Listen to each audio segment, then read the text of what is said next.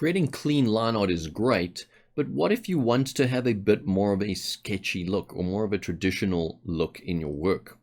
Well, the two options that you have available to you are one, using a textured brush digitally, or two, being a little bit more rough, but in a controlled way.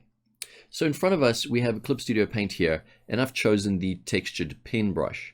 And if we compare that, for example, to the gel pen brush here, or the turn-up brush, you can see that the textured pen brush is a little bit more rough on its edges. Let's just zoom in a little bit there to see that. And so what we could do is we could still follow the exact same principles of creating clean line art or creating good line art that we saw in the first lesson, but we're just going to use a more textured brush. And of course, these brush packs, this comes with Clip Studio, but however, for Photoshop, you can find thousands of brush packs available online for free with all sorts of textures for all kinds of pencils, every pencil you've ever imagined probably. And you could just carry on in that same way. But let's take a look at a different approach if you don't want to use textured brushes.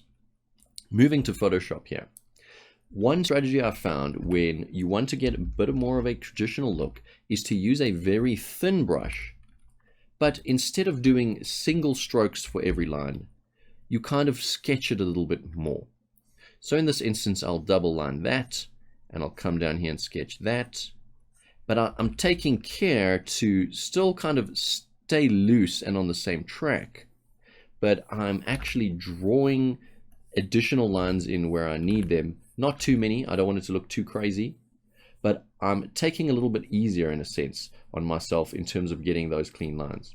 And now because I'm using a thinner brush, you don't notice the flaws overtly. You're not seeing these crazy lines and thinking, well, I don't think people generally will look at your work and go, wow, look how untidy it is, even though you are, he or she should say, even though you are putting in these additional lines. But it has quite an interesting effect to double the lines and be a little bit more sketchy, but you're actually doing clean, sketchy lines in a sense, right?